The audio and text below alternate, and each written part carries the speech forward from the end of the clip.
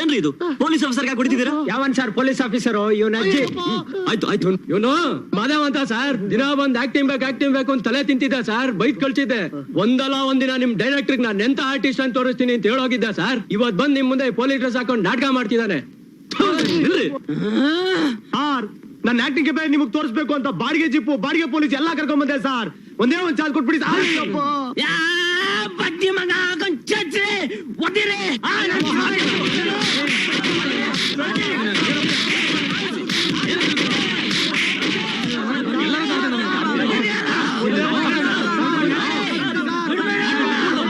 Police ಸ್ಟೇಷನ್ಗೆ ಚರ್ಮ ಸುಲಿದ್ದೀನಿ ನನ್ನ ಮಗನಿಗೆ.